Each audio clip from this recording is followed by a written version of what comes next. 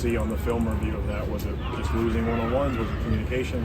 I think the biggest thing, after you sit back and take a look at the film, everybody has a one-on-one battle.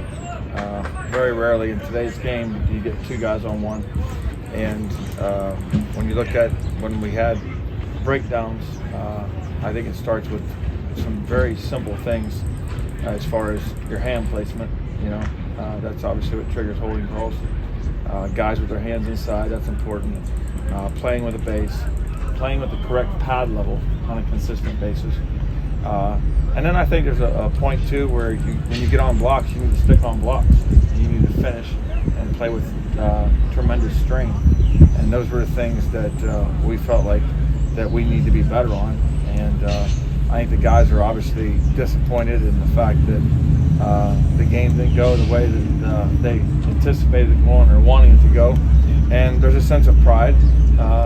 And today we came out and obviously had a good practice, moving around and doing the things we need to do. And there's a different, I feel like it's a group that's disappointed and they have a sense of urgency to get back because they're a prideful group. They were able to open up some holes in the running game. So how do you maybe translate some of that success into the passing game? Well, it's kind of obviously you guys saw the game. We had some runs. We were popping some runs in there, and then we had opportunities where we just didn't protect and keep pocket integrity, and had some things where we ended up in TFLs, you call it behind the chains, tackles for loss, behind the chains, getting pressure. And I think that's just, that gives your quarterback issues as far as him feeling comfortable being back there. That's one. We always talk about pocket integrity. And this day and age, like I said, a minute ago, is they're going to get you in 5 one-on-ones. And you're going to have to be able to hold up in protection. And we've got to do a better job. That's the bottom line. Can't make any excuses for it. You physically have got to get up and keep this guy from touching that guy in pass protection, and that's what we've got to continue to work on and get better at.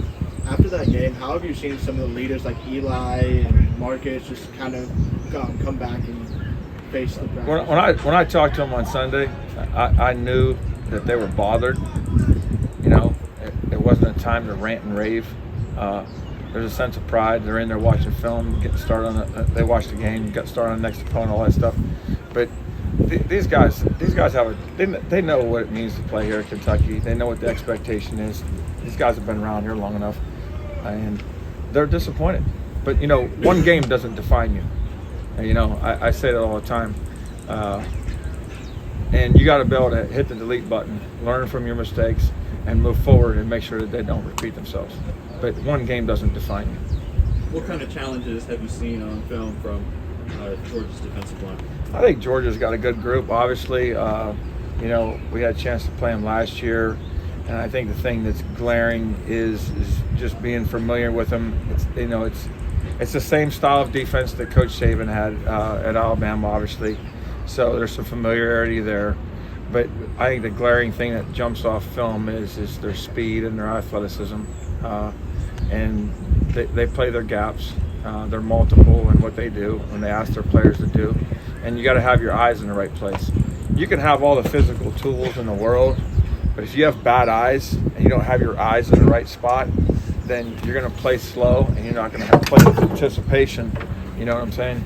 So that way, you've got to anticipate things, so you can play fast and not get caught off guard when guys move and do different things. And that's part of it. Eye violations are a big thing for both offense and defense. The conversation about offensive line depth has been going on for years now. How do you feel about where you're developing that? It seemed like especially when Mincy went down Saturday. Well, I think the thing is we tried a couple different guys out there, and another guy we've been working here in practice starting this week has been Malachi Wood. He's a guy that has length. I think the guy has a ton of upside, and I stuck him in there today at some right tackle. He still plays left. Another combination we had was the rookie Alba. So got a chance to put him in there a little bit left, because then you can move Ray around. So there's some guys we're going to keep practicing with, see how it goes during the course of the week, and see how they handle it. Say it again. Just what was the film review like of that performance, and what do you kind of evaluate what happened? It bothered us. We didn't put our best foot forward, but everything is fixable. We got to fix our hands, playing with base, staying on blocks, finish blocks. We didn't do a great job of that in that game. 1 week don't define us, so we just got to keep on stacking days, keep on working, and continue to get it better. How tough is it kind of slowing that momentum once they kind of started getting rolling in that pass rush? Say it again. How tough is it just once things started going sideways to kind of plug the holes in the dam? It's difficult. We got to do a great job of staying on schedule. It'll help everybody out, the quarterbacks, me as a tackle, not trying to get the DNs just rushing on past obvious downs. So staying on schedule is a huge part of our success. Coach Wolf told us earlier that he didn't have to come in and rant and rave and get angry. Yeah. That you guys were already kind of on the film and knew where a lot of the issues were. Yeah, we watch it always. We always watch it together on a Sunday and, after game. So we all was in there pissed off at ourselves mostly by each player. I was personally pissed off at myself. I had 2 holdings, gave up a couple pressures. So starts with me leading with the group. And being better and having my hands inside and playing hard and playing through the whistle. Are there at least some things to build off of in the run game? Where y'all seem like y'all got some things going there for a while. Yeah, big thing is just staying connected on blocks, straining till the whistle blow, and being able to stay connected and continue and driving and open up them holes for Demi or whoever running the ball. Like you said, the run game isn't a problem. How different is the pass block compared to the run block, and how do you kind of tell the difference between those and kind of practice those? Like how do you go about that? It's different techniques. More in pass blocking, try to keep your head out with great base. Be able to sit on like bull rushes and be able to contact, be able to translate power. With also the speed guys that got speed moves and be able to bend well. So it's kind of different, but at the same time, it's all fundamentals that we work on from day one, and we just got to keep on getting better at those and keep on thriving.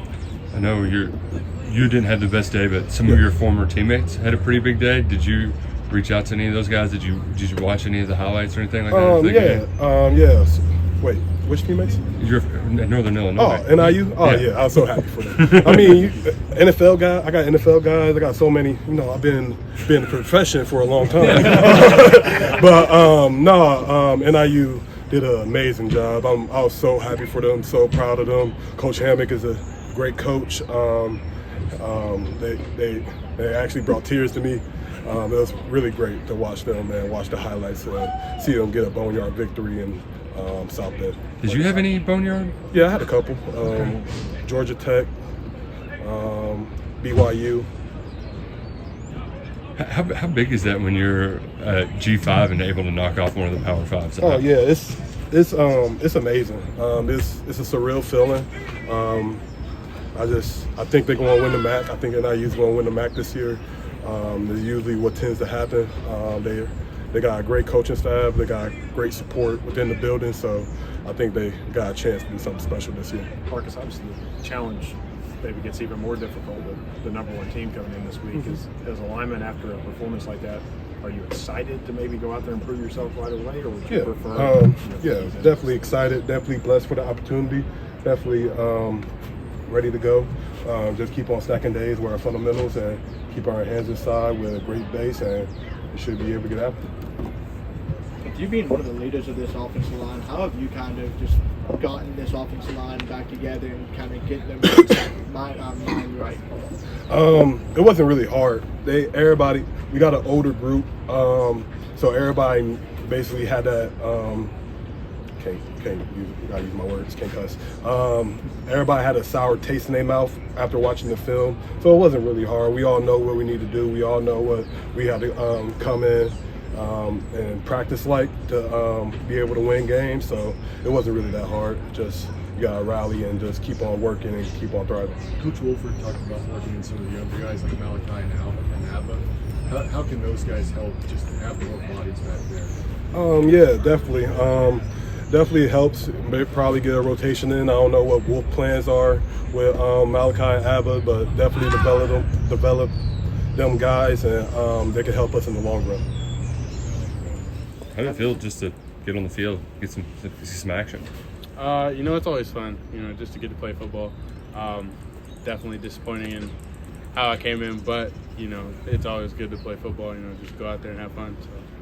When your number's called, when things aren't going well, is it difficult to have the confidence to go in there and have some successful plays? Well, on the whole game, really just try to keep up energy and, just be ready just in case my number's called, and so I'm not lacking energy when I do have to go in. So I just try to maintain and that same energy whole game. So.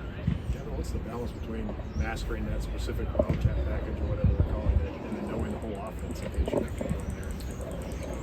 Well, it's not too difficult as it goes into our offense and, the stuff we do. It's just certain plays that I do go in, so it's not too difficult.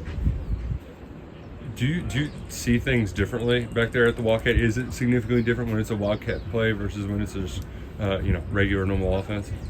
Not really. Just see the defense same way. I mean, it's just defense, but, not too much, just trying to go make the best I can of the play. When things are going tough and you're seeing Brock getting killed out there, is there any sort of message you share with him, like keep your head up? How do you all keep a positive mindset when things aren't going well? It's just kind of a mindset. You gotta have next play. It's kind of something I developed from being over the years, just having that same mindset no matter what happened last play. Just go out there, do what you can. What we can to help the team grow. So, is it different being in this role where you kind of have to, at any moment's notice, your number might be called to run into the game? It's definitely different. I think that's probably the biggest thing. Just coming in, getting used to, but getting more, I guess, comfortable in that position where I have to be ready, but also I'm working like I'm the starter, but I just know, like, at any point I could go out there one play away. So just try to stay ready, give Brock as much help as I can. So, yeah. This will be your first close-up look at Georgia, but I'm sure you probably followed them a little bit during the course of your career, just as good as they've been. What have you seen when you watch them? It's a very disciplined and, very athletic defense. They got guys all over the field, and they do what they're supposed to do. They run after the ball great, and we just got to execute, do what we can,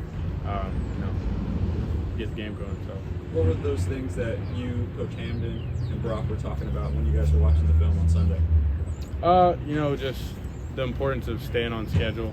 It takes 11 guys out there to execute every single play, and it's just what can we do at our position to help those other guys out and. Help us grow in the future. Definitely not how we want to play as an offense.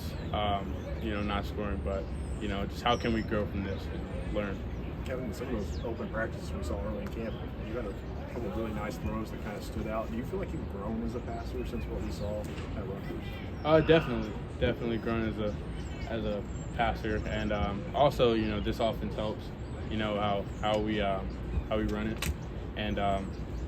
It's just exciting to see from a different perspective, especially Coach Bush being my fourth OC at this point. So I think it's just always good to see different points of views. But football's football. Everybody runs the same concept. It's just from different ways. How you do it, and I think it's always good. Speaking of different, I assume at Rutgers you guys went through some tough losses or bad performances where you didn't play the way you wanted to play. Yeah.